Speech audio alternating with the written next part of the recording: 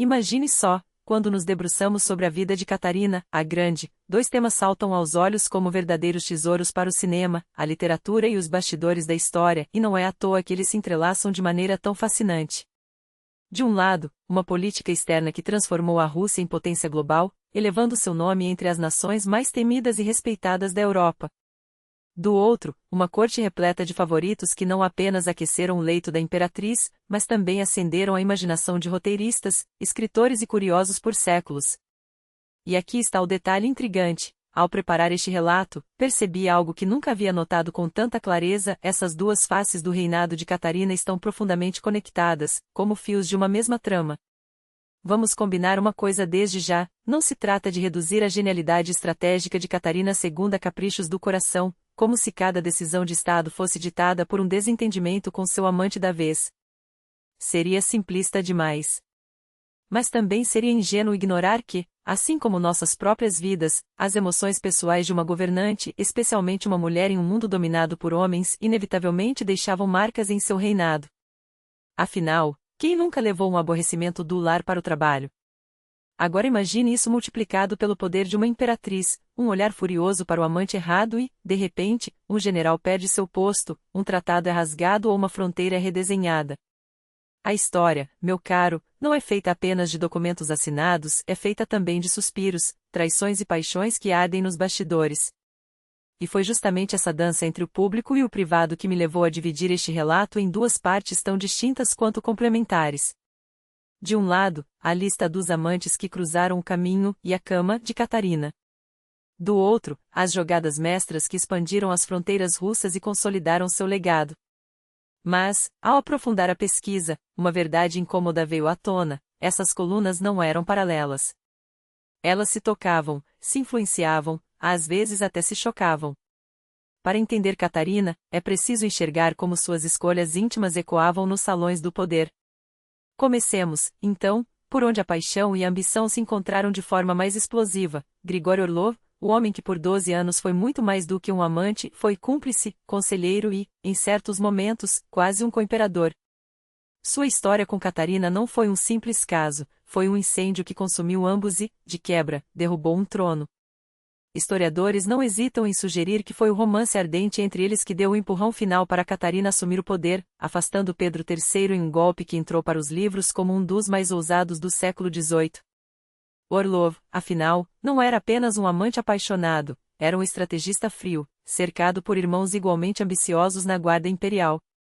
Não é difícil imaginar as conversas à meia-noite, entre lençóis e taças de vinho. Por que continuar servindo a um homem fraco, minha querida, quando você poderia governar? E Catarina, que já alimentava essa chama há tempos, ouviu. Agiu. E, uma vez no trono, não esqueceu de recompensar seus aliados, começando por Orlov, claro, que recebeu terras, títulos, riquezas e uma influência que poucos na história da Rússia haviam desfrutado. Mas aqui começa o drama. Porque o poder, meu amigo, é como um veneno doce, intoxicante a princípio, mas que corrói tudo ao redor. Os irmãos Orlov, embriagados pela proximidade com a imperatriz, ousaram sugerir algo impensável: que Grigori se casasse com Catarina. Não como um gesto romântico, mas como uma jogada política calculada. O plano? Legitimar o filho que os dois tinham juntos, afastar Paulo, herdeiro legítimo de Pedro III, e coroar uma nova dinastia. Até o velho chanceler Bestúgel, exilado por Catarina anos antes, foi tirado do ostracismo para arquitetar esse esquema. Era audacioso. Era perigoso. E, acima de tudo, era um erro colossal. Catarina, porém, não era nenhuma ingênua. Enquanto Orlov se via como o futuro czar, ela enxergava o abismo que se abria à sua frente. Uma imperatriz casada com seu amante? O escândalo seria tão grande que abalaria os alicerces do império. E então, com a astúcia que a tornaria lendária, ela fez o que melhor sabia: transformou a crise em oportunidade. Começou a sutilmente testar as águas. Rumores foram espalhados nas cortes de Moscou e São Petersburgo, como sementes de discórdia. Dizem que a imperatriz pretende desposar Orlov? A reação não demorou. O povo, ainda apegado a tradições e moralidades rígidas, se revoltou. Retratos de Catarina foram rasgados nas ruas. Era o termômetro de que ela precisava. Consultou então um de seus conselheiros mais brilhantes, o conde Ponin, discípulo de Bestúgio e mestre na arte da diplomacia. E se eu me casar com ele, afinal? Perguntou, já conhecendo a resposta. Ponin, com a elegância de quem domina o jogo, respondeu apenas: uma imperatriz da Rússia pode fazer o que bem entender, quando bem entender. Mas uma vez feito, não há volta. Era o veredicto que Catarina esperava. O casamento não aconteceu. Orlov, furioso, viu seus sonhos de grandeza desmoronarem. Bestúgio, o arquiteto do plano, foi novamente afastado. E Catarina, mais uma vez, provou que seu coração podia até bater mais forte por um homem, mas sua mente jamais se curvaria a um. O que se seguiu foi o início do fim. Orlov, cego pela arrogância, passou a tratar Catarina em público com uma familiaridade que beirava o desrespeito, como se ela fosse uma amante qualquer, e não a soberana de um império. Testemunhas da época relatam cenas constrangedoras, gestos bruscos, palavras cortantes, um homem que se via acima até da coroa. Catarina, porém, não era do tipo que se deixava humilhar. Quando Orlov cruzou a linha entre a confiança e a insolência, ela agiu. Não com fúria, mas com a frieza de quem sabe que o poder, quando usado com precisão, não precisa de gritos. E é aqui que a política externa entra em cena, como um ato seguinte numa peça bem ensaiada. Porque, enquanto o coração de Catarina ainda doía pela traição de Orlov, sua mente já maquinava o próximo lance. Afinal, como ela mesma gostava de dizer, quem não se educa na juventude, envelhece na ignorância. E Catarina, minha cara, nunca parou de aprender. Em 1762, enquanto a Europa observava com atenção, o trono polonês ficou vago. A República das Duas Nações, ou o que restava dela, era um gigante de pés de barro, um reino fraco, sem exército digno desse nome, governado por um sistema político caótico. Para a Rússia, era a oportunidade perfeita. Um rei aliado. Inútil. Um rei hostil? Irrelevante. Mas um rei controlado? Isso sim era um trunfo. E foi então que Catarina lembrou de Stanisław Poniatowski. Ah, Poniatowski. Um homem que a história trataria com certo desdém, o historiador Kliutcheski o chamaria mais tarde de um bobo da corte elevado ao trono. Mas Catarina o via com outros olhos. Ele era belo, charmoso, e acima de tudo, seu. Tinham se conhecido anos antes, em uma época em que a paixão ainda não estava envenenada pela política. E agora, com Orlov se afastando e a Polônia à mercê, por que não transformar um antigo amante em um peão estratégico? A ideia era simples: colocar Poniatowski no trono polonês, garantir um aliado incondicional e, de quebra, dar uma lição em Orlov, afinal, nada feriria mais seu orgulho do que ver a imperatriz coroando outro homem. Mas aqui começa a fratura definitiva. Orlov, que ainda se via como o grande amor de Catarina, não aceitaria ser substituído tão facilmente. E a Polônia, que deveria ser um triunfo, se tornaria o palco de uma batalha silenciosa entre o passado e o futuro da imperatriz. Porque, no fundo, Catarina sabia, governar não era apenas sobre conquistas territoriais ou alianças políticas. Era também sobre escolher, a cada dia, entre o que o coração deseja e o que a razão exige. E, nesse jogo, ela sempre optaria por vencer. Orlov, com sua mente estreita e seus interesses mesquinhos, jamais compreenderia a grandeza do plano de Catarina. Para ele, a política era um tabuleiro de xadrez onde as peças se moviam apenas para satisfazer seus caprichos pessoais. Enquanto a imperatriz via além, muito além. Em sua cabeça, as peças se encaixavam não por paixão, mas por estratégia. E quando soube que Catarina pretendia coroar Poniatowski rei da Polônia, Orlov explodiu em fúria: você faz de seu amante um monarca? E ainda por cima planeja desposá-lo. A resposta dela foi cortante, como uma lâmina de aço: não é para mim que faço isso, mas pela Rússia. A Polônia não é um presente de casamento, é uma peça no nosso jogo. Era a primeira rachadura visível entre eles. Mas Catarina não tinha tempo para lamentações. A Rússia, naquele momento, enfrentava duas missões históricas, tão urgentes quanto inevitáveis.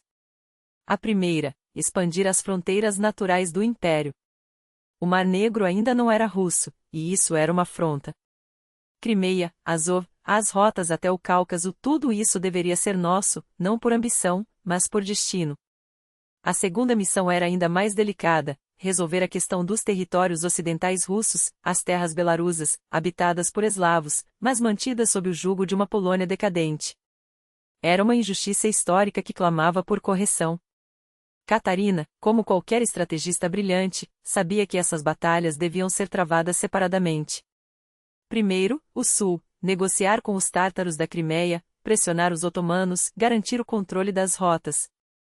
Depois, o Oeste, desmembrar a Polônia sem alarmar a Europa. Mas o destino, como sempre, tinha outros planos. E o ponto de ignição desse incêndio seria justamente a coroação de Stanisław Poniatowski. Para colocá-lo no trono, não bastava subornar a nobreza polonesa nem estacionar 104.000 soldados russos na fronteira, uma demonstração de força que deixava claro, um passo em falso, e Varsóvia seria esmagada. Não. Precisava-se de aliados. E foi aí que Nikita Panin, o conselheiro de Catarina, cometeu seu primeiro erro fatal.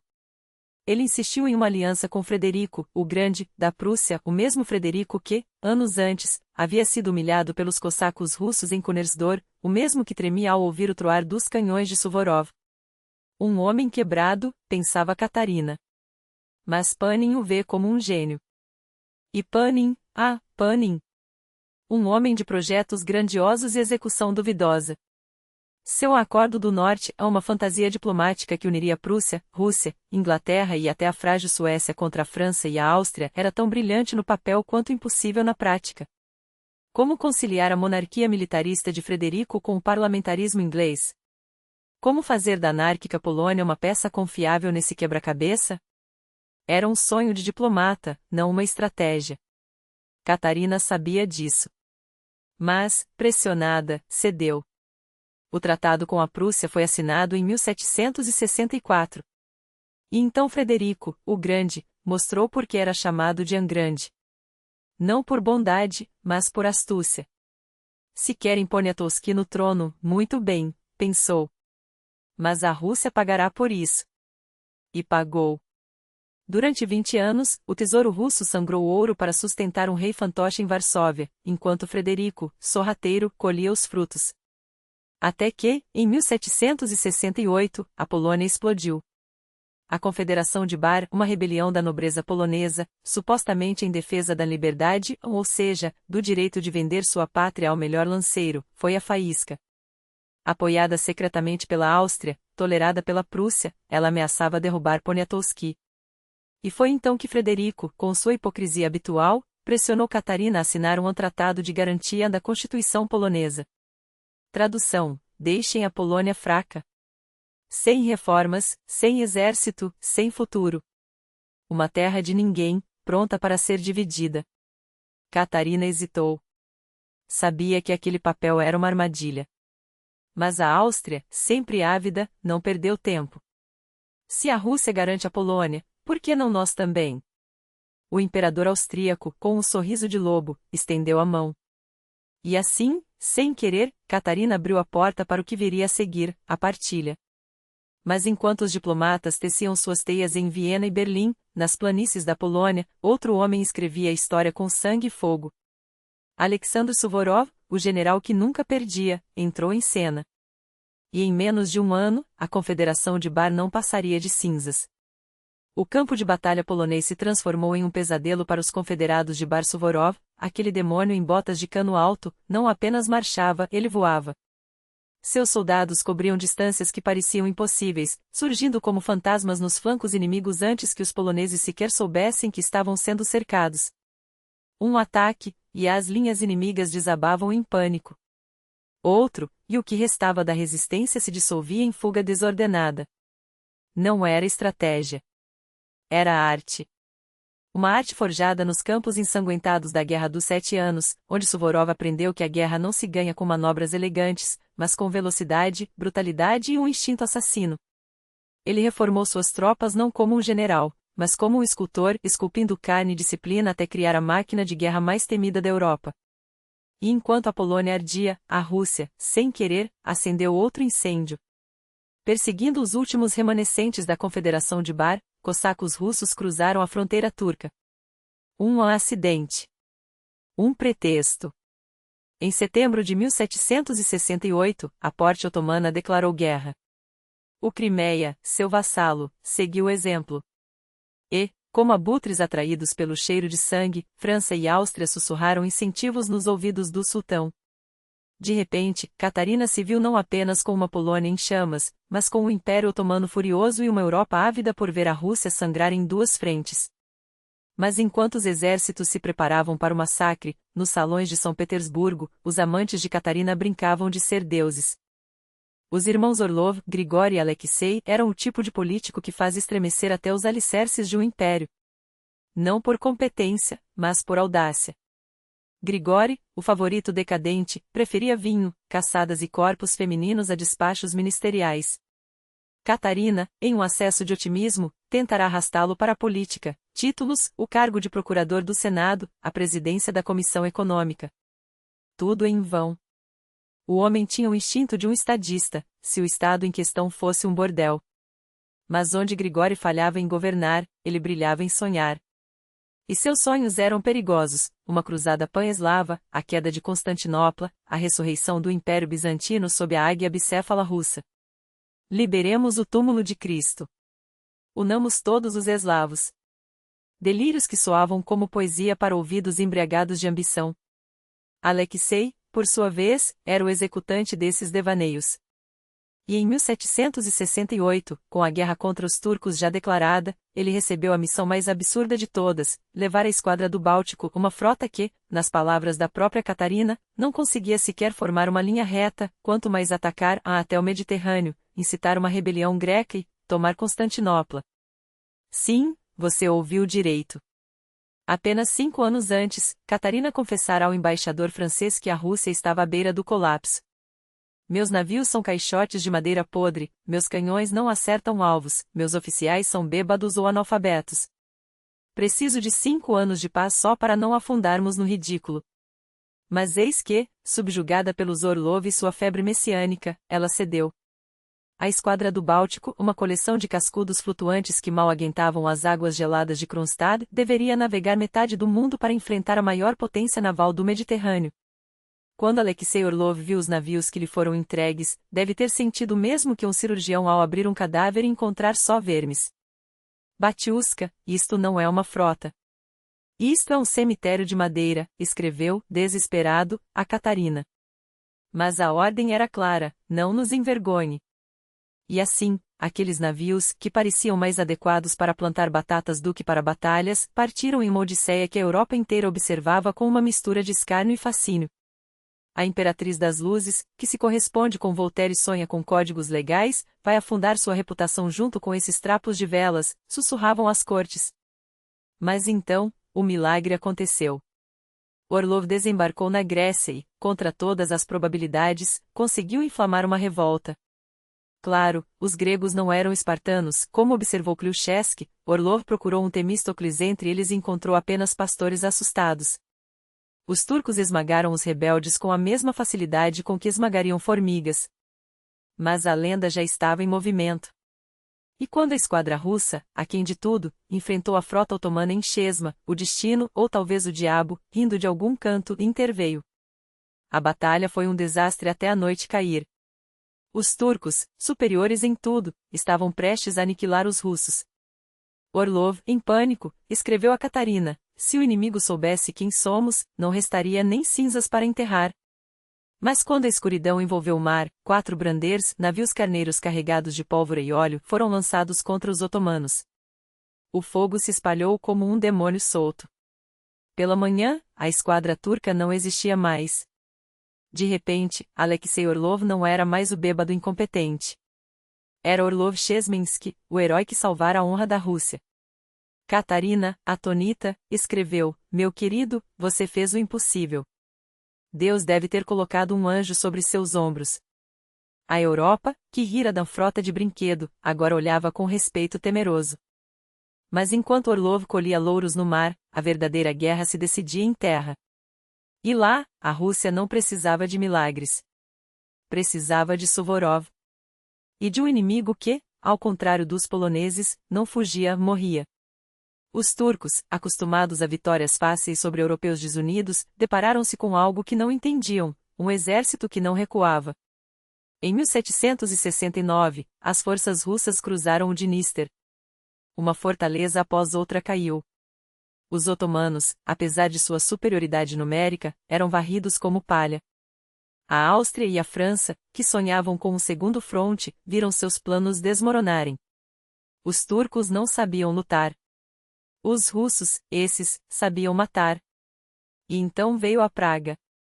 1771 foi o ano em que a morte, montada em um cavalo pálido, galopou pela Europa Oriental. A peste bubônica dizimou exércitos, vilas, cidades. Moscou ardia não só em revoltas, mas em febre e desespero. Grigori Orlov, o sonhador, teve sua hora de glória domesticando o caos do Chumnoibund, a revolta da peste. Com mão de ferro, esmagou motins, queimou corpos, restaurou uma ordem que já cheirava a podridão. E, embriagado por esse sucesso macabro, viu sua chance: ele seria o homem que traria a paz. Em 1772, com os dois lados exaustos, os turcos derrotados, os russos doentes, a Europa observando com olhares famintos, as negociações começaram em Phokani. Grigori Orlov, o mesmo que preferia caçadas a tratados, agora se sentava à mesa como chefe da delegação russa. O homem que sonhara com impérios pan-eslávicos e Constantinopla aos pés da Rússia agora tinha nas mãos algo muito mais real: o destino de milhões. E a ironia? Enquanto ele negociava, Suvorov já se preparava para sua próxima campanha. Porque a paz, para a Rússia de Catarina, nunca era o fim. Era apenas o próximo movimento. Mas não se engane, por trás da fachada de um império unido, a corte de Catarina era um tabuleiro de xadrez onde cada peça movia-se por interesses próprios. Orlov e seus irmãos representavam uma facção ambiciosa, brilhante nos salões, mas perigosamente imprevisível no campo de batalha. Do outro lado, Rumiantsev e Panin, estrategistas frios, calculistas, homens que entendiam que a guerra se ganha com mapas e logística, não com sonhos de glória bizantina. Orlov, por sua vez, era o pior dos mundos, um guerreiro valente, mas um comandante medíocre, um diplomata que preferia insultar a negociar. Chegava a Phokani vestido em trajes bordados de diamantes, presente da própria Catarina, bebendo até o amanhecer, enquanto sonhava em rasgar o tratado, marchar sobre Constantinopla e plantar a águia bicéfala sobre Santa Sofia. Uma utopia. Ou melhor, um desastre anunciado. E enquanto ele se perdia em delírios imperiais, o Império Real ardia em chamas. Pugachov, o cosaco rebelde, varria as estepes com uma revolta que ameaçava engolir Moscou. A Polônia, esse cadinho de traições, fervilhava com novas insurreições. E Catarina, sempre Catarina, tecia suas alianças nas sombras, com a Áustria de Maria Teresa, com a Prússia de Frederico, dois predadores que, como ela, cheiravam sangue polonês. O resultado? O primeiro partilha da Polônia, um banquete onde 3 nações dividiram um país ainda vivo, enquanto os delegados otomanos em Phokani observavam, horrorizados, como a Rússia devorava um pedaço da Europa e ainda tinha fome para mais. Mas o verdadeiro golpe para Orlov não viria dos turcos, nem dos rebeldes, nem mesmo da política. Viria de um bilhete, de um sussurro nos corredores do Palácio de Inverno, Vassilchikov. Um corneteiro, um garoto de olhos claros que, em uma semana, roubara o que Orlov levará anos para construir. A notícia o atingiu como uma lâmina envenenada. Não eram as derrotas, não era a peste, não era a humilhação de ver Suvorov, aquele gnomo genial, ser enviado para terminar a guerra que ele, Orlov, sonhara comandar. Era a certeza de que, aos olhos de Catarina, ele já era um fantasma. 200 léguas. Uma carreira de cavalos esgotados, carruagens quebradas, noites sem dormir. Quando finalmente rompeu em São Petersburgo, encontrou portas fechadas. Quarentena. A peste que ele mesmo ajudara a conter agora o mantinha preso em Gátina, enquanto Vassilchikov aquecia a cama da imperatriz.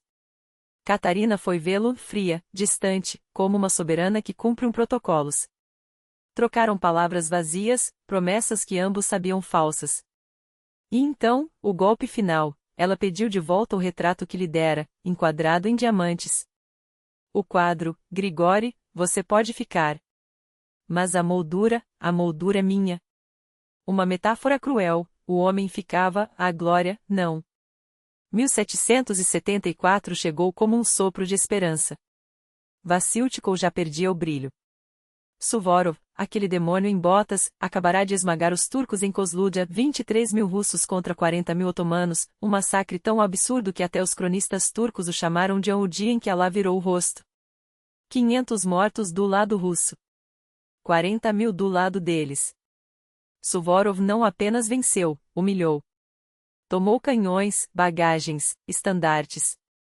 E enquanto os janízaros fugiam em pânico, a Europa inteira entendeu que a Rússia não era mais uma potência regional.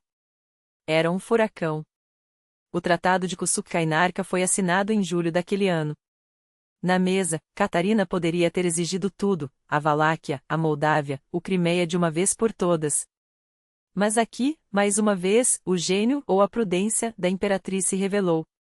Duas versões circulam entre os historiadores. A primeira, ela temeu que a Europa, assustada com tamanha voracidade, se unisse contra a Rússia.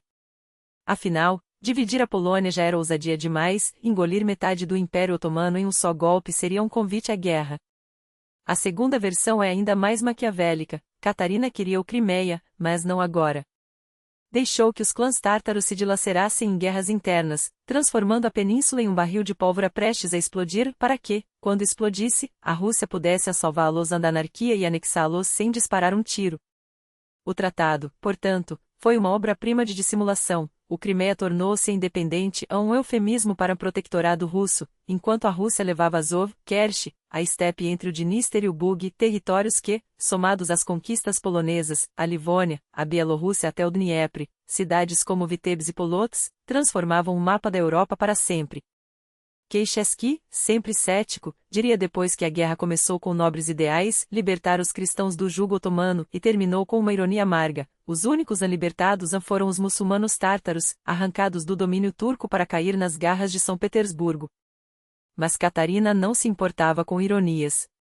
Ela olhava para o mapa e via um império que, em uma década, crescerá mais do que em um século.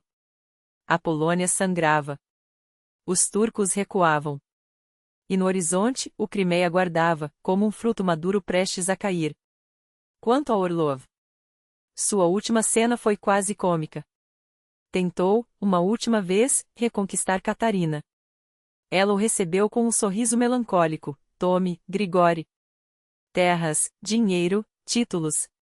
Você já teve tudo de mim. Ele insistiu, desesperado. Ela apenas balançou a cabeça. Amo o outro. Ao descer a escadaria do palácio, esbarrou em Potemkin, aquele Potemkin, o homem que seria o último grande amor de Catarina, o arquiteto do Crimeia, o gênio que transformaria sonhos em pedra e sangue. Orlov, amargurado, resmungou, eu desço, e você sobe. Potemkin, com seu sorriso de lobo, respondeu, não, meu caro. Você caiu. Eu ainda nem comecei a subir. E assim terminava um capítulo. Mas a história da Rússia, como Catarina bem sabia, nunca tinha um final.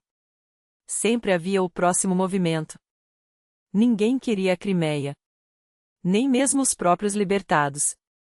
Aquela terra, conquistada pelas tropas russas ainda sob a Imperatriz Ana e agora reconquistada a custo de sangue e ouro, não valia uma única guerra e por ela, lutaram duas vezes. Mas em Tsaritsino, a história de Catarina, a Grande, e de Potemkin começa a ser escrita. Até então, aquele lugar não passava de um feudo sem importância.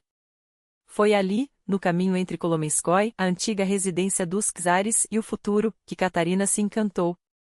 O ar, a luz, a promessa de algo grandioso.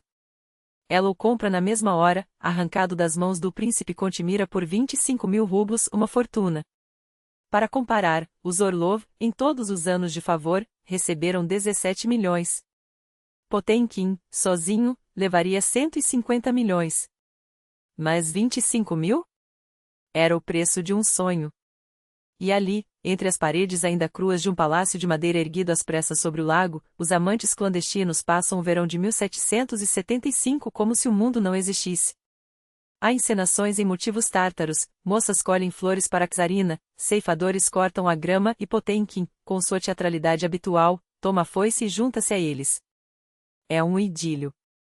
Um interlúdio antes da tempestade. Porque Catarina, já então, ordena a Bachenov, construa-me aqui um palácio como nenhum outro. Ele obedece.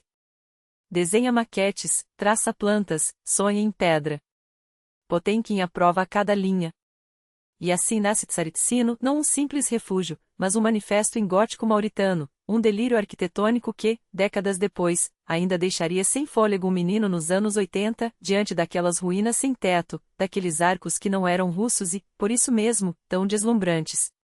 Mas o destino de Tsaritsino, como o de qualquer grande paixão, seria trágico.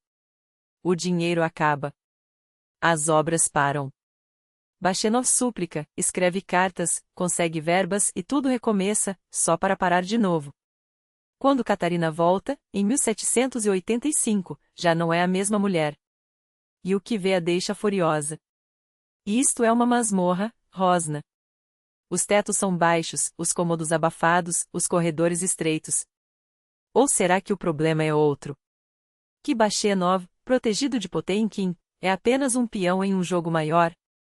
Que as paredes estão cobertas de símbolos maçônicos, o sol, o compasso, o martelo, e Catarina, que já perseguiu maçons, não suporta a ideia de que seu santuário seja um templo oculto? Ou será que a guerra contra os turcos esvaziou os cofres, e sonhos de pedra não alimentam exércitos? Ou, ainda, que seu coração já voa para outro palácio, nas margens do Neva, onde o classicismo de Rinaldi promete glórias mais duradouras? Não importa. Bachenov cai em desgraça. Tsaritsino é abandonado. Catarina foge dali como se o lugar a queimasse. Não é minha culpa, gagueja o arquiteto, ajoelhado. E meus filhos? Minha mulher.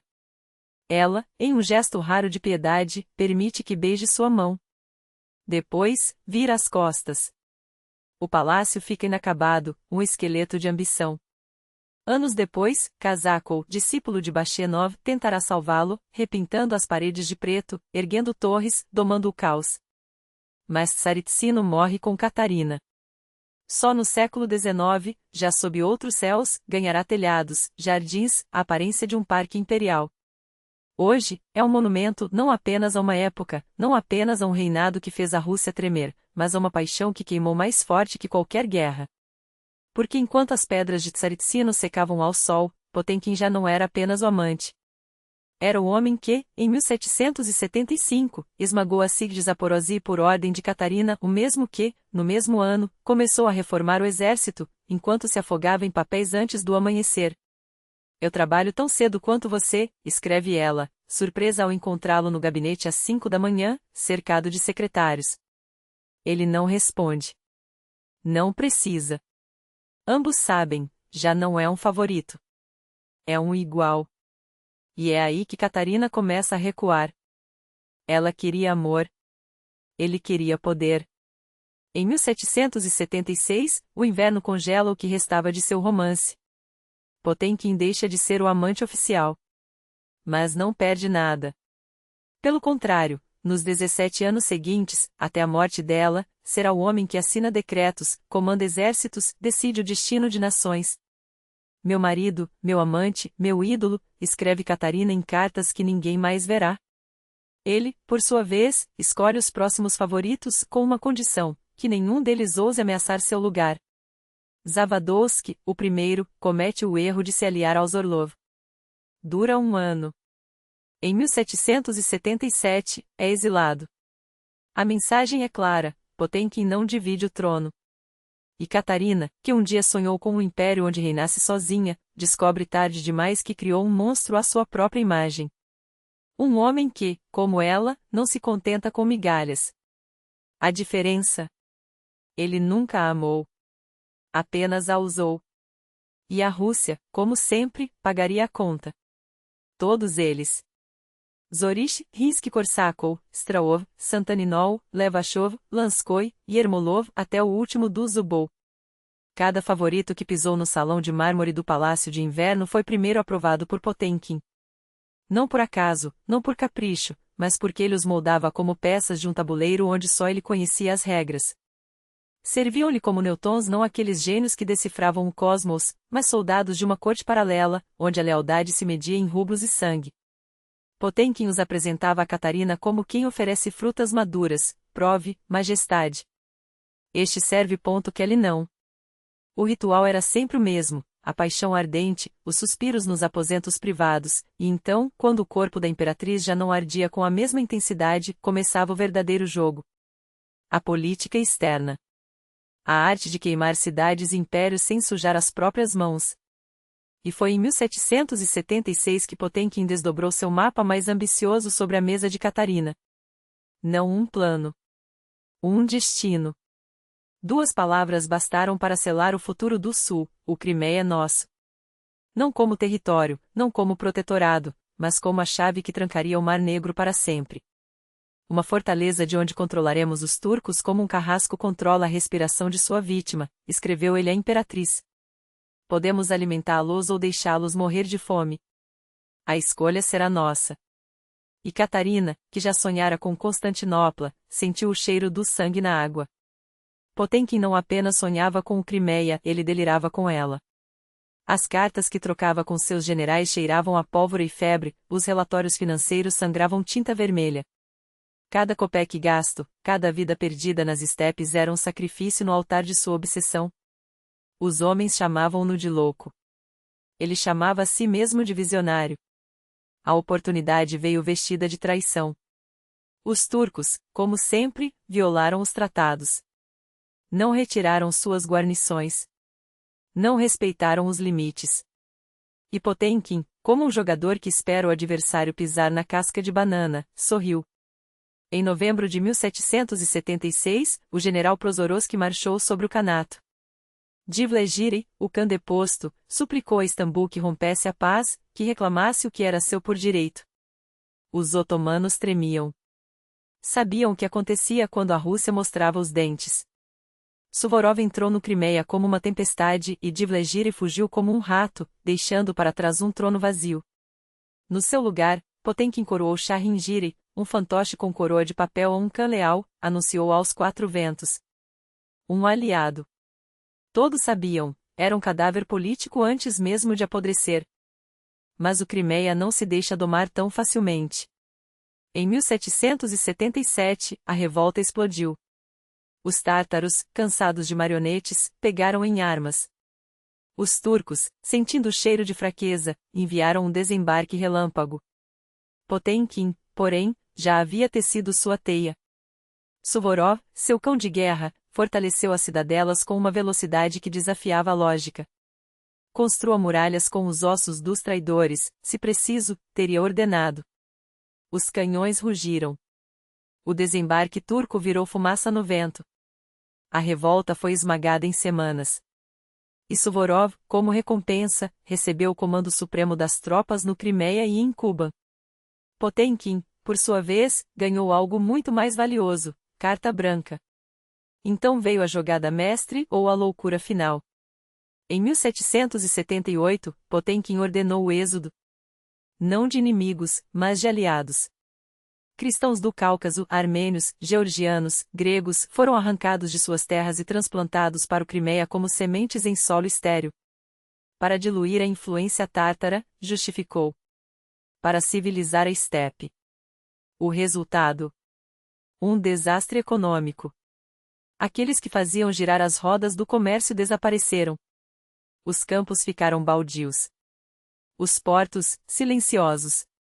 Os turcos, sentindo a fraqueza, aproximaram seus navios de Feudósia não para invadir, mas para provar que a Rússia sangrava. Os canhões de Suvorov responderam.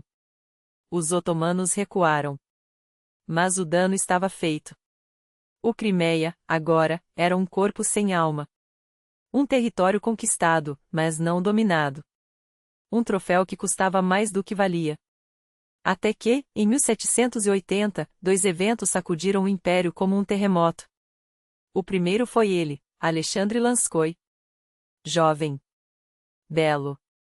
Apresentado à corte pela mão invisível de Potemkin, como todos os outros. Mas deste vez, Catarina se perdeu. Não foi paixão. Foi devoração. Ele, um rapaz de 22 anos que mal falava francês, e ela, uma mulher de 50, imperatriz de um sexto do mundo. Ele a chamava de a minha deusa. Ela o tratava como um filho, um amante, um projeto inacabado. Ensino-lhe filosofia. Ele lhe ensinou a rir novamente. Durou pouco, a morte o levou em 1784, deixando Catarina destroçada. Mas enquanto viveu, Lanskoi foi a única sombra que Potemkin não conseguiu controlar. E isso o envenenava. O segundo evento foi a queda de Panin. O velho chanceler, o último homem que ousava desafiar a dupla Catarina Potemkin, foi substituído por ele, Alexandre Bezborodko. Um ucraniano astuto, um ou que Pulkin depois chamaria de aquele que pulou dos cossacos para os príncipes. Um gênio da diplomacia, um mestre em transformar ambição em política de Estado. E quando Bezborodko e Potemkin se uniram, nasceu o projeto grego. Uma obra-prima de cinismo disfarçada de idealismo. A Turquia está podre, escreveram eles. 2 séculos de guerras, corrupção, opressão aos cristãos. Por que não dividir o cadáver antes que ele nos envenene a todos? O plano era simples: ressuscitar a Grécia. Partilhar os Balcãs entre Áustria, Veneza e Rússia. E, no trono de Constantinopla, colocar Constantino, o neto de Catarina, batizado com o nome do último imperador bizantino. Um novo império romano, sonhava Potemkin. Com uma czarina como sua pontífice. A Europa, porém, não era boba. Quando os rumores do projeto vazaram, Londres e Paris tremeram. Se Catarina toma Constantinopla hoje, amanhã ela cobrará Paris, sussurravam nos salões. Os turcos, ironicamente, viraram vítimas. A mesma Europa que os chamava de ambárbaros agora os abraçava como baluartes da civilização. O projeto afundou antes de nascer. Mas Potemkin não se abalou. Ele já tinha o que queria. Catarina, viciada na ideia do Crimeia, não recuaria mais. Em dezembro de 1782, ele enviou a carta final. Os distúrbios não cessam. Os tártaros se revoltam. Shahin-Girey é um fantoche sem apoio. A única solução é a anexação total. Catarina respondeu com um ukase secreto: faça. Na primavera de 1783, Potemkin agiu. Suvorov marchou. E em 19 de abril, o Manifesto Imperial caiu como um machado: o Crimeia é, e sempre será, parte da Rússia. Os muçulmanos foram obrigados a jurar lealdade. Os ulemais, subornados ou executados. Os nobres tártaros, reduzidos a vassalos. E em 28 de junho, aniversário da coroação de Catarina, Potemkin organizou uma cerimônia em Kherson que era pura teatro político. Hoje não celebramos apenas Sua Majestade, declarou. Celebramos a ressurreição de Bizâncio. Porque, no fundo, era isso que lhe vendia, não um império, mas um mito. A ideia de que Moscou era a terceira Roma. Que o Mar Negro era um lago russo. Que o Sul, um dia, seria o centro do mundo. E enquanto a Europa assistia, boquiaberta, Potemkin sorria. Ele não precisava de Constantinopla. Ele já tinha o Crimeia. E o Crimeia, agora, era ele. Eis o que os russos adoram: o espetáculo da conquista, o brilho do poder absoluto. E Potemkin, mestre das ilusões, sabia exatamente como alimentar essa paixão imperial. Em 9 de julho, sobre o platô rochoso de Acaia, ele não apenas recebe a jura de lealdade dos crimeanos, ele a encena. Com a pena na mão, traça palavras que soam como um hino de vitória: o Crimeia está aos vossos pés, majestade. Todos juraram fidelidade, os murzás, o alto clero, a nobreza tártara. Logo, o povo comum seguirá. A Europa cala. Só a França ousa protestar, enviando cartas furiosas a Catarina: isso é uma violação de todos os tratados. Uma usurpação descarada. A imperatriz, entre um chá e uma audiência, reserva 2 minutos de seu precioso tempo para responder. Com a ironia que só um autocrata pode permitir-se, lembra ao rei francês: nós observamos em silêncio quando vocês tomaram a Córcega. Esperamos a mesma cortesia. 4 cartas depois, os franceses desistem. Catarina nem se dá ao trabalho de responder. Para quê? A Europa não governa nada. E Potemkin, enquanto isso, já está traçando o futuro no papel. Um futuro de cidades-jardim. De uma pequena Rússia transformada no coração administrativo do império. De uma Crimeia onde a elite tártara, em um gesto de gênio político, é equiparada à nobreza russa, sem servidão, sem humilhação, apenas o brilho de um novo status. Em 1784, nasce a Taurida, a região do Tauro, E quem a comanda? Evidentemente, Potemkin. Porque quando seu arquiteto dos sonhos de uma imperatriz, as regras são escritas com a própria tinta. E então, ele começa a construir. Não uma cidade, não duas, um império dentro do império. Simferopol, Querson, Feudósia, Fanagória, nomes que ecoam a Grécia Antiga, o projeto que nunca morre. Vinhedos onde antes havia estepe. Amoreiras para seduzir bichos da seda e tecer fios de ouro. Terras aradas, aldeias erguidas do nada. E, acima de tudo, a joia da coroa, o porto que abrigaria o sonho mais audacioso, a frota do Mar Negro. Sim, porque a Rússia tinha o Báltico, mas o Báltico era uma prisão de gelo. Potemkin lhe deu o sul. Um mar quente, aberto, onde navios poderiam navegar sem medo do inverno. Os historiadores e os invejosos dirão depois que ele desperdiçou fortunas, que seus projetos eram castelos de papel, que metade das obras ficou pela metade. Que especialistas faltavam, que estrangeiros eram contratados a peso de ouro, que tudo era improvisação e fumaça. E é verdade, em parte. Potemkin prometia montanhas e entregava colinas. Mas que colinas! E que montanhas ele fazia a Europa acreditar que existiam? Porque, no final, duas coisas importavam: a frota do Mar Negro, nascida em Sevastopol como um fênix das cinzas, e o espetáculo. Sempre o espetáculo. E em 1787, chega o ápice. Catarina viaja ao Crimeia, não sozinha, claro. Leva consigo toda a corte, os embaixadores, o próprio imperador José II da Áustria, disfarçado, ou não, entre os convidados. 6 meses de jornada, um desfile de poder. E Potemkin, o anfitrião, sabe que não pode falhar. Aqui, 2 mitos nascem, e um deles é mais resistente que a própria história. O primeiro, as aldeias de Potemkin.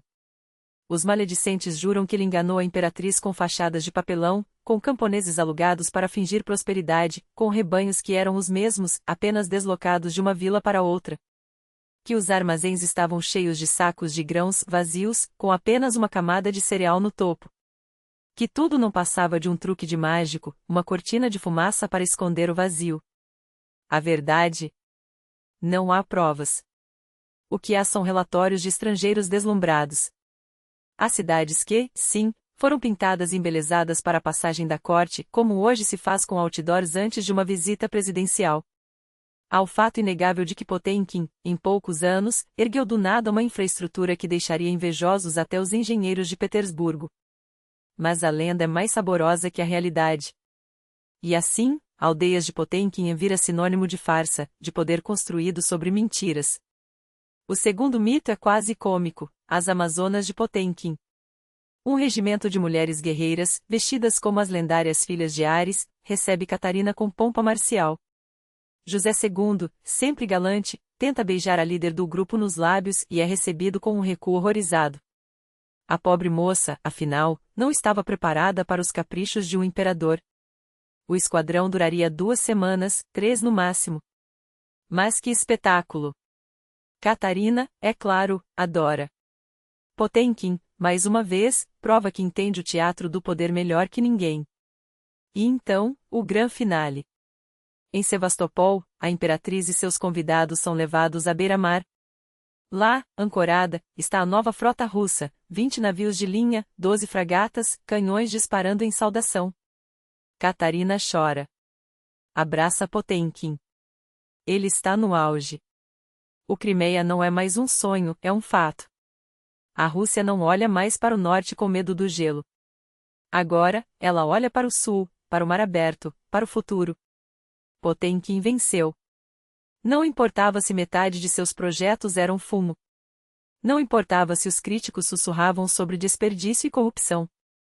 O que importava era que, pela primeira vez em séculos, a Rússia tinha um sul. E esse sul era dele. Mas Potemkin não perde seu brilho. Em 1787, a guerra estoura novamente. Os turcos exigem tudo: a devolução do Crimeia, o abandono da Geórgia, a revisão dos tratados que selaram a ascensão russa.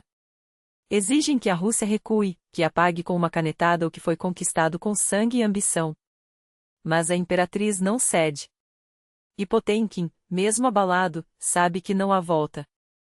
O Mar Negro, seu sonho afogado em madeira e canhão, quase o destrói.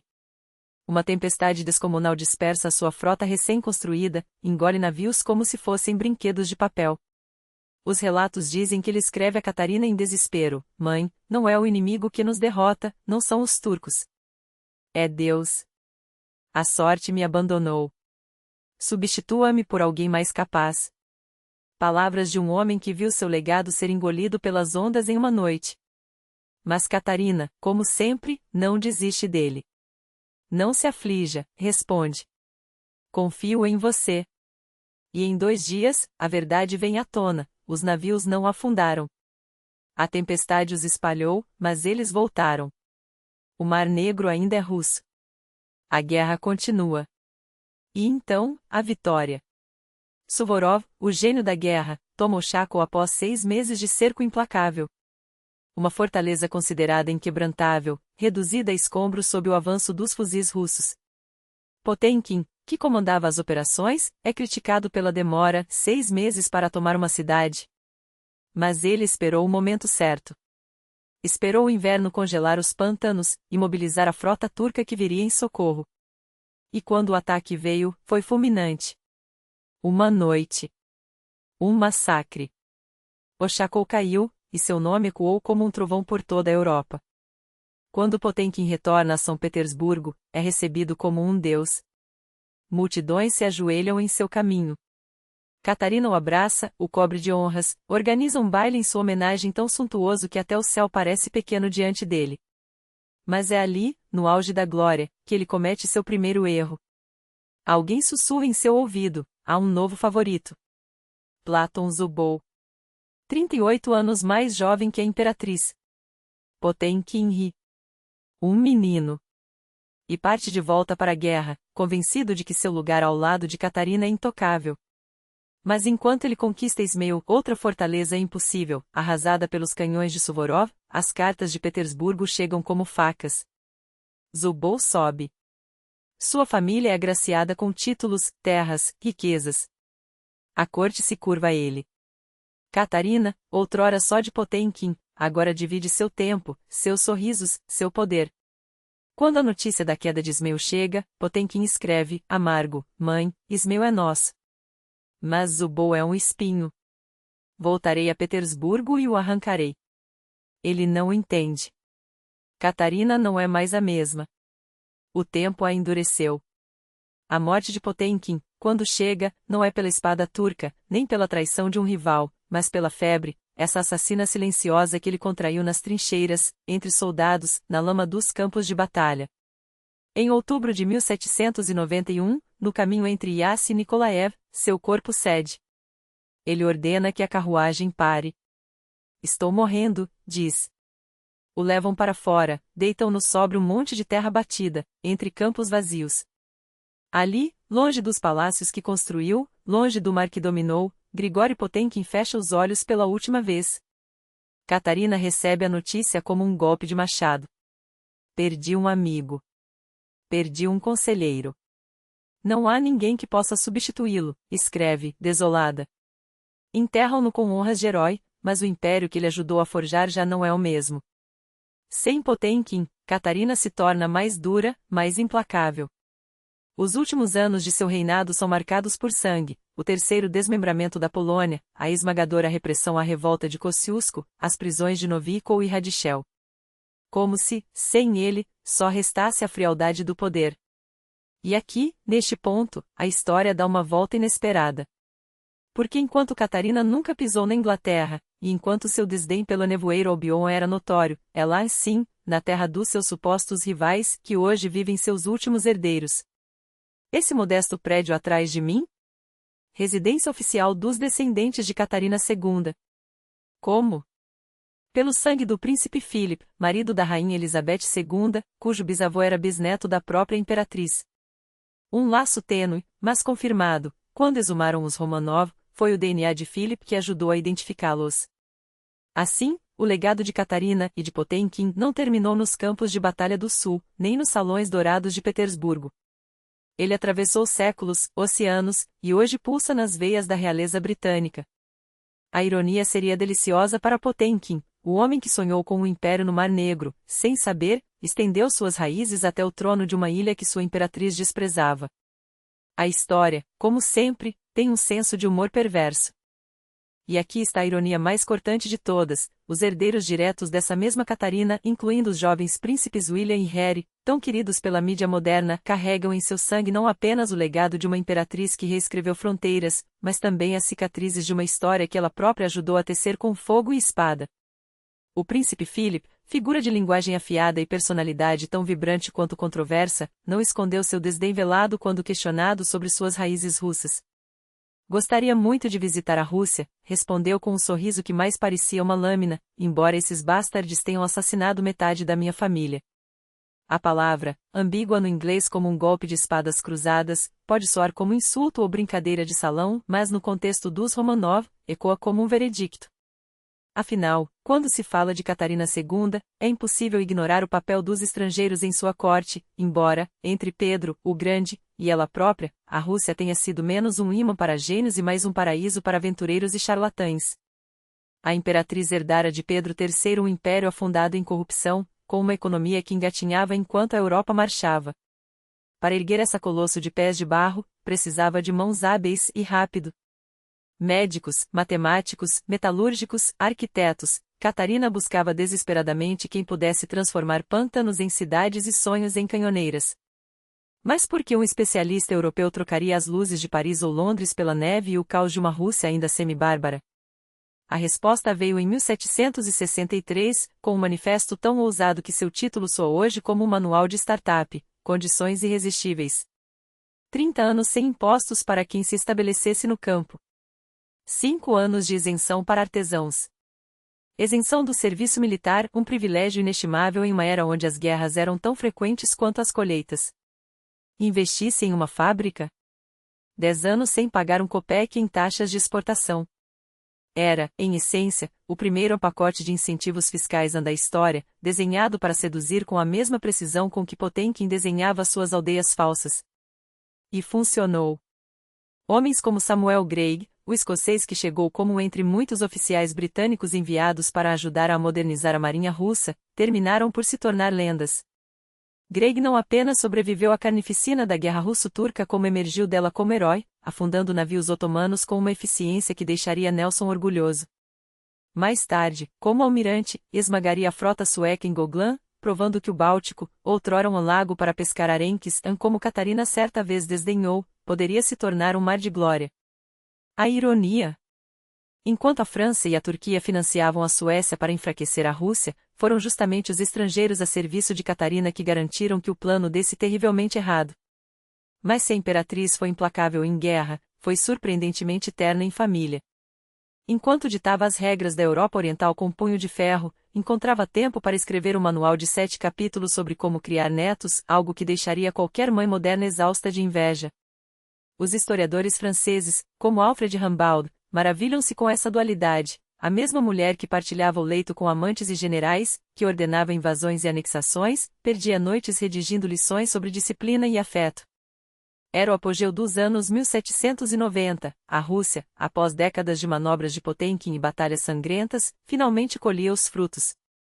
Em 1790, um ano após a morte de seu grande amor e estratégico parceiro, a Turquia assinava o Tratado de Jassy, reconhecendo Crimeia e Oxaco como russos. A fronteira do império agora se estendia como uma sombra sobre o Mar Negro. A Suécia, humilhada após sua aventura malfadada, também capitulava. O Báltico era russo. A Polônia era o próximo prato. Os poloneses, é claro, não se renderiam sem luta. Quando a Constituição de 3 de maio de 1791, um documento tão progressista que até hoje é celebrado na Varsóvia, ousou limitar a influência russa, Catarina viu nisso não uma revolução, mas uma afronta pessoal. 2 anos depois, junto à Prússia, ela desmembrava a República das Duas Nações pelo segundo vez, engolindo mais terras da Lituânia e da Bielorrússia. Os poloneses, claro, não esqueceram. Em 1794, Tadeusz Kosciuszko, o herói que lutara pela independência americana, voltou à Europa para acender a chama da rebelião. A resposta de Catarina? Alexandre Suvorov, ainda não o marechal de campo lendário, mas já o general que não conhecia a palavra piedade. Em poucos dias, esmagou a revolta, tomou Varsóvia à força, reduzindo seus subúrbios a cinzas, e enviou à imperatriz uma mensagem de 2 palavras: Matusha, Varsóvia é nossa. A resposta dela, igualmente lacônica, selou seu lugar na história: obrigado, Feldmarechal Suvorov. Em 1795, a Polônia deixou de existir. Dividida entre Rússia, Prússia e Áustria, seu trono, diz a lenda negra, teria sido saqueado e transformado em um banquinho para Catarina, com um buraco no centro para seus momentos matutinos. Se verdade ou sátira, o símbolo é perfeito. A imperatriz que construiu um império não se importava com tronos alheios, apenas com onde colocaria os pés. A história do banquinho de Catarina, se é que ele existiu, pode ser uma anedota cruel, mas não há fatos que a comprovem. O que realmente importa é que, enquanto a Europa se debatia em guerras e revoluções, a Rússia já não se contentava em ser uma potência continental. Sua política externa estendia os tentáculos além mares, com uma audácia que poucos ousavam igualar. Anos antes dos eventos que abalaram a França, em 1780, Catarina fez uma jogada que mudaria o curso da história: apoiou os recém-nascidos Estados Unidos da América. Primeiro, em 1773, recusou-se a enviar tropas russas para ajudar o rei Jorge III a esmagar a rebelião nas colônias. Depois, em 1780, declarou neutralidade armada, um golpe diplomático que, na prática, quebrou o bloqueio comercial britânico e asfixiou economicamente Londres. Foi o primeiro ato oficial de apoio aos americanos, um sinal de que o Império de Catarina não se curvava a coroas estrangeiras, mas as desafiava. E falando em coroas, há quem atribua a ela, erroneamente, a venda da lasca. Culpa de uma canção popular, de um verso mal interpretado, de uma lenda que se alimenta mais de ignorância do que de arquivos históricos. Catarina não teve nenhuma relação com aquele negócio do século XIX. Seu legado geopolítico, porém, é inegável. Em 1783, com o Tratado de Georgiés, a Geórgia Oriental caiu sob protetorado russo. Quando os anos 1790 chegaram, a Rússia não era apenas a maior potência da Europa, era uma máquina de guerra e diplomacia que ditava as regras do jogo. Como diria mais tarde o príncipe Bisboroco, mentor de gerações de diplomatas, no nosso tempo, nenhuma arma disparava na Europa sem a nossa permissão. Mas os últimos anos de Catarina não foram de glória, e sim de sombra. A Revolução Francesa, em 1789, foi o terremoto que abalou suas convicções. Não que ela tivesse medo, uma imperatriz que comandava o exército mais temido do continente não tremia diante de plebeus em armas. Mas compreendeu, com uma lucidez gelada, que as ideias que um dia abraçara, aquelas mesmas de Voltaire e de Diderot, que lhe serviram de bandeira no início do reinado, haviam sido distorcidas em algo monstruoso. A Bastilha caíra, Luís XVI perderá a cabeça, e a Europa ardia em chamas jacobinas. Catarina, então, virou-se contra seu próprio passado, transformou-se na maior defensora do absolutismo, tecendo alianças para sufocar a França revolucionária. Uma monarquia derrubada hoje é um aviso para todas amanhã, repetia. Mas a coalizão que sonhava nunca se materializou. Em vez disso, a Rússia mergulhou em uma reação feroz. Em 1790, viagem de Petersburgo a Moscou, de Radchechev, caiu como uma bomba. O livro, uma crítica mordaz ao servilismo e à servidão, foi condenado à fogueira. O autor, à forca, pena depois comutada, por inclemência, a 10 anos de exílio na Sibéria. Mas o exemplo estava dado. Em Moscou, o editor Nikolai Novikov, outrora protegido da própria Catarina, que chegará a trocar gracejos com ele nas páginas de O Zangão, tornou-se o próximo alvo. Acusado de liberalismo, de ligações com maçons, de ser um agente da França, o clássico manual do terror intelectual, foi arrastado de casa à força, doente, diante dos filhos chorando. Sem provas, sem confissão, apenas com a assinatura da imperatriz, 15 anos na fortaleza de Celles-Selbur. Seria libertado apenas após sua morte, no primeiro dia do reinado de Paulo I. A censura tornou-se asfixiante. Livros franceses eram queimados nas alfândegas e cartas, abertas e esquadrinhadas. Catarina, que um dia flertara com as luzes, agora via nelas o veneno que corrompia impérios. A mulher que escrevia cartas a filósofos passou a assinar ordens de prisão para quem ousasse pensar. E enquanto a Europa ardia, em seus aposentos, o leito imperial esvaziava. Após a morte de Lanskoi, em 1784, seguiu-se uma procissão de amantes efêmeros Ermolov, Dmitriев, Mamonov, até o jovem Miloradovich, futuro herói das guerras napoleônicas e vítima da Praça do Senado. Até que, em 1789, chegou Platão Zubov, belo, ambicioso, 38 anos mais novo que ela. Um substituto barato de Potemkin, que ambicionava herdar não só seus títulos, governador da Nova Rússia, comandante da frota do Mar Negro, chefe da política externa, mas seu lugar no coração da imperatriz. Mas Zubov nunca seria Potemkin. E Catarina, cada vez mais desconfiada, já não acreditava em ninguém nem em si mesma. A grande construtora de impérios agora temia que sua obra fosse desmontada pelo próprio filho, Paulo, a quem desprezava. A ironia! Ela, que dominara a Europa, não conseguia controlar o próprio sangue. E enquanto a história a consagrava como a grande, seus últimos dias foram de uma solidão que nem mesmo o trono podia preencher. Como ministro das Relações Exteriores, Zubov devorou Bizboroko não por lealdade, mas por ambição. O próprio Bizboroko, homem de astúcia inegável, chamava Zubov de Anzolotar ou Ourives, numa ironia amarga: ele suja de manhã, e à noite eu limpo. Porque Zubov, sim, deixava sua marca em tudo, especialmente na política externa, onde transformava estratégias em moeda de troca para seu clã. Familiares, irmãos, primos, amigos, todos se banharam em ouro graças a ele. A Anzubovina não foi apenas um período de governo, foi o apogeu da corrupção institucionalizada, do nepotismo descarado, da podridão que corrói impérios por dentro. Os profetas do declínio já advertiam: quando o poder envelhece, os parasitas prosperam. E Catarina envelhecia. Seu corpo, outrora indomável, agora se rendia à doença. A mente, antes afiada como uma lâmina, vacilava. Nos conselhos de Estado, suas ordens eram cada vez mais ditadas por Zubov ou para Zubov. Em 1796, aos 67 anos, ele era o segundo homem do império. Tudo passava por suas mãos: decretos, nomeações, guerras, tesouros. Tudo, menos a glória. Porque a glória pertencia a ela, ou ao menos ao mito que dela restava.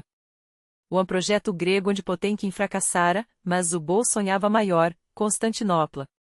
Seu plano era uma sinfonia de sangue e ambição, um exército avançando pela Geórgia, outro pelo Crimeia, esquadras navegando pelo Bósforo, e Catarina, sim, a própria imperatriz, desembarcando triunfante para ser coroada no trono de Justiniano.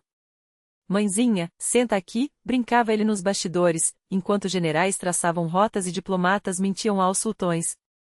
Mas a história não espera por sonhadores. O Persian Gambit de 1796 começou com estrondo: Derben tomada, o Azerbaijão ajoelhado, um pedaço da Pérsia arrancado à força. E então, nada. Porque em novembro daquele ano, enquanto os exércitos marchavam, Catarina morreu em seu leito. O império, mais uma vez, ficou órfão de sua arquiteta. E Zubov? Zubov despertava todas as manhãs para encontrar seu palácio cercado por uma procissão de carruagens. Cestos, quartetos, dourados e prateados, os cavalos espumando sob o chicote dos cocheiros. Velhos generais, jovens cortesãos, todos ali, suplicando por uma audiência. Às vezes, um lacaio saía para anunciar, com voz untuosa: Sua Excelência não recebe hoje. E a multidão se dispersava, trocando olhares de desespero, prometendo voltar amanhã. Porque amanhã, quem sabe, o ourives estaria de humor. Enquanto isso, Zubov se ocupava de experimentos científicos, ou seja, soltava pipas de papel do telhado ou brincava com seu macaco de estimação, ignorando até a velha Catherine de Great, a cadela que herdara da imperatriz e que, diziam, odiava seu novo dono. Derzhavin, o poeta, chamava aquilo de farsas de um tirano entediado. Mas Zubov não se importava. Ele ouvia apenas o som de seu próprio poder. E que poder! Após o terceiro partilha da Polônia, sua obra-prima de rapina, tornou-se o maior latifundiário da Lituânia. Mas seu legado não era só de terra roubada. Foi ele quem revolucionou a artilharia russa. Antes dele, os canhões eram bestas lentas, defensivas. Zubov os tornou móveis, montados em cavalos, a primeira artilharia a cavalo do Império, uma máquina de guerra que antecipava os tanques do século XX. Oficiais bem pagos, balística inovadora, canhões que não apenas respondiam, mas atacavam. Nesse ponto, até seus críticos mordiam a língua: o favorito tinha mérito. Até Suvorov, o indomável marechal, entregou sua própria filha em casamento ao irmão de Zubov. Afinal, Quem não queria um pedaço daquele banquete? Mas Zubol era também o carrasco dos sonhos alheios. Apoiou sem pestanejar o jugo sobre Radishev Novikov, os infectados em que ousaram pensar. Para ele, a liberdade era uma doença e o ferro em brasa, o remédio. Queimem tudo, repetia, ecoando a voz de Catarina em seus piores momentos. E quando Paulo I subiu ao trono, Zubol descobriu que o ouro não compra lealdade eterna. Exilado, humilhado, reduzido a um fantasma de si mesmo. Até que veio a noite de 11 de março de 1801. Zubol não foi apenas cúmplice no assassinato de Paulo I, foi um dos diretores da peça. Enquanto o imperador se escondia atrás de uma biombo, gritando a meu Deus, estamos perdidos, Zubol ficava à porta, batendo os nós dos dedos no peitoril da janela, como um metrônomo da traição.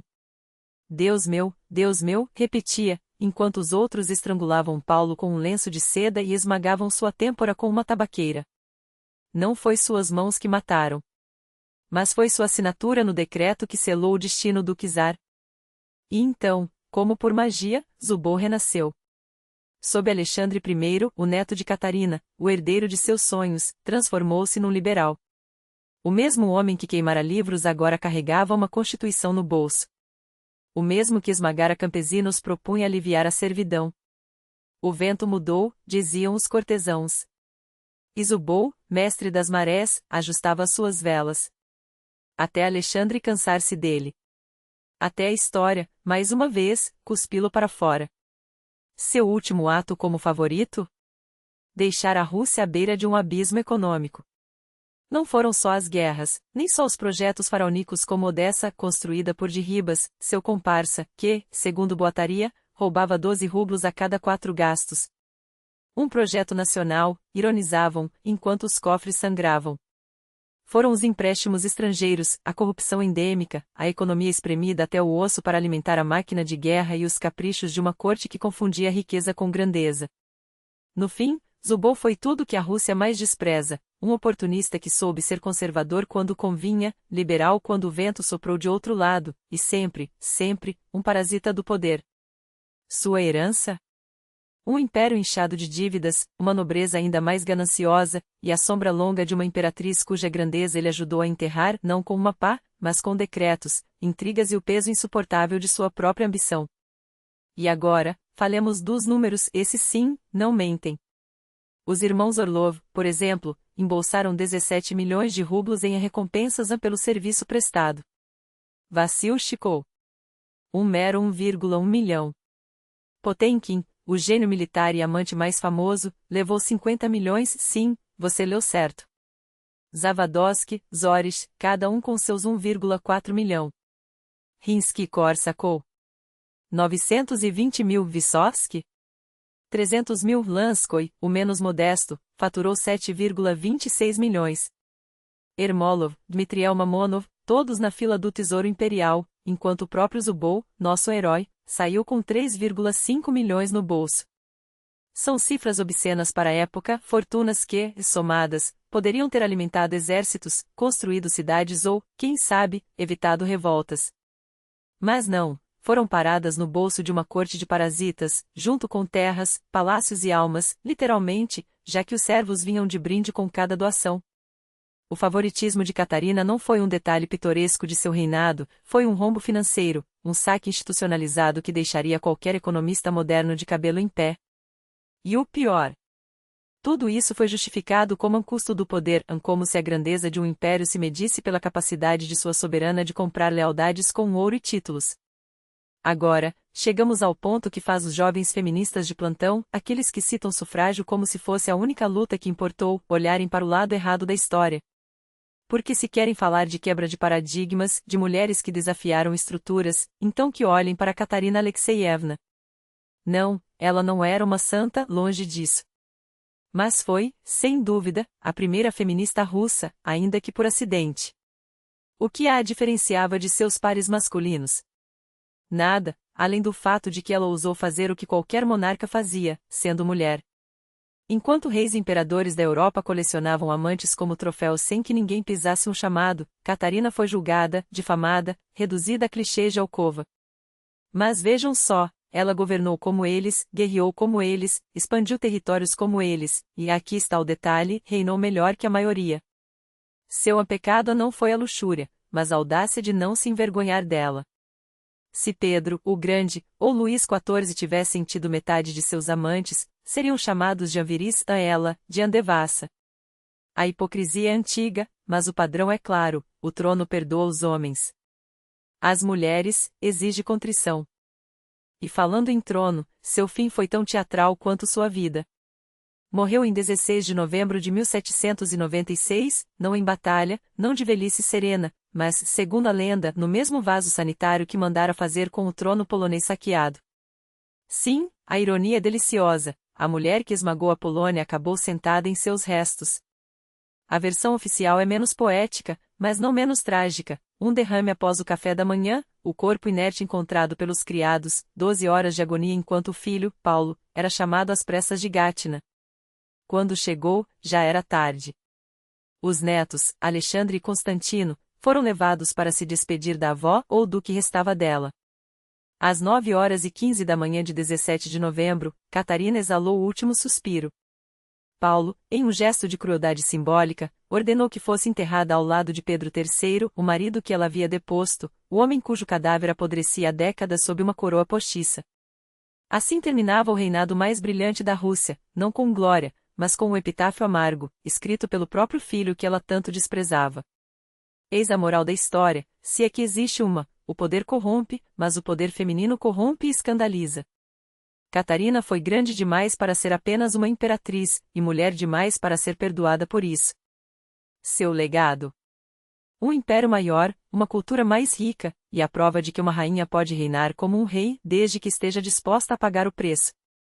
O resto? Deixem que os moralistas chorem. A história já escolheu seu lado.